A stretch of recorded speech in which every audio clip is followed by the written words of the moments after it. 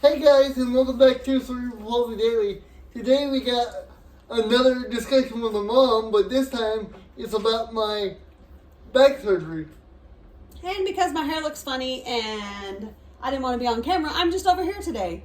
So we're going to talk about back surgery. So it was the scariest thing probably of my life ever, because they said that my son was going to have to go be under anesthesia and have to be under possibly 10 hours. And it was very, very scary. And they took him back on the gurney and they let me go back with him for a little while until he was about to go to sleep. And when he came out of surgery, he was in there for about probably 6 hours, I think, instead of 10. He was in there about 6. And I was a nervous wreck. I didn't think he was ever going to come out. I felt like, I don't know, I felt like someone took my son away from me because it's the first surgery with a child I've ever had to deal with in my life. And when he came out, he was really groggy. He didn't really know who I was. He didn't really understand anything about what just happened.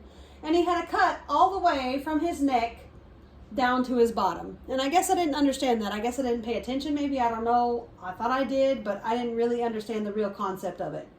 So he literally has an incision from basically his neck all the way down to his behind in the middle of his back.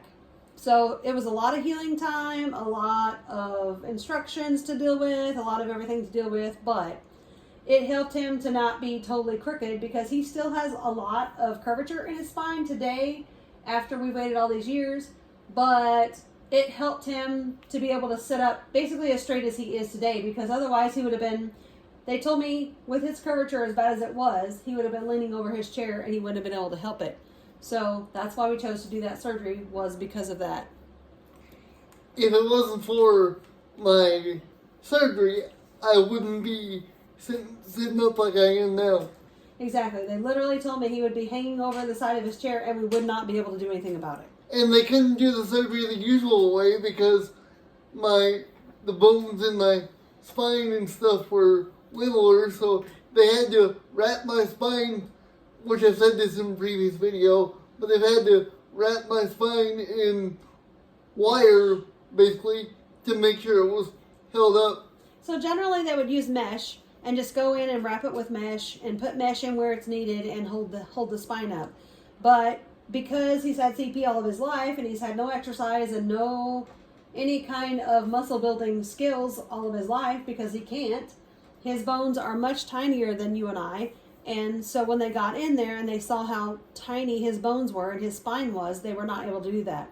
So they wrapped a mesh around it, and they generally put screws and things in there, but they could not add screws to his because the screws would not have held because of his, bone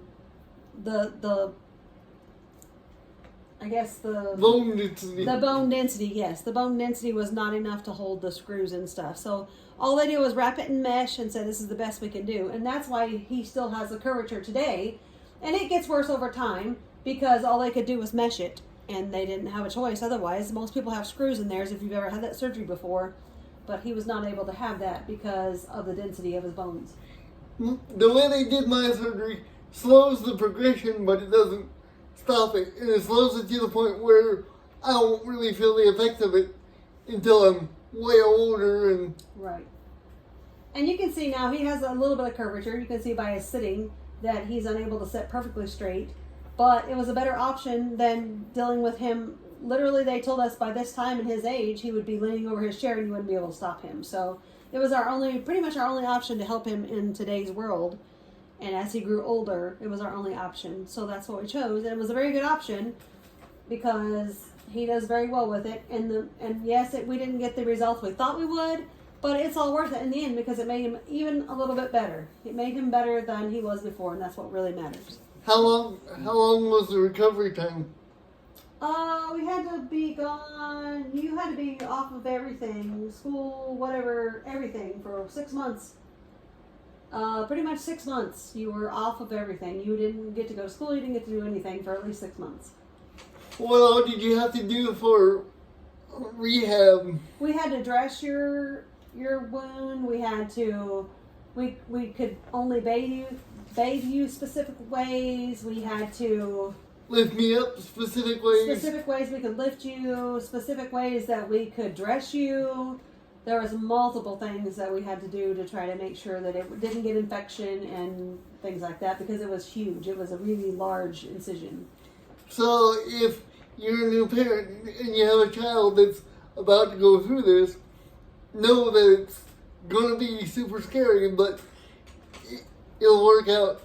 It's a lot of work, and it is super scary. And if your child has the bone density to handle the real surgery, it will be awesome. You will love it in the end. And even if not, just as if you are like Dusty was and your bone density was not enough, it's okay, because it still helped him tremendously. And I would do it again if I had to. It was a lot of work, and it took a lot of time and a lot of management afterwards, but he's really done well with it, and I would do it again. As we've said before, I will reiterate, it was a better option than not getting the surgery, because I was in pain. Back then I would stand to go to the bathroom, and I couldn't even stand up to go to the bathroom because I was in so much pain. My organs were being pushed in the wrong places, my internal organs. Which they still are being pushed in the wrong directions, but they don't have enough pressure on them to cause any problems. And so we're very, very thankful for God for allowing us to have this surgery. Or no problems or internal bleeding. Absolutely. He's done very, very, very, very well with it.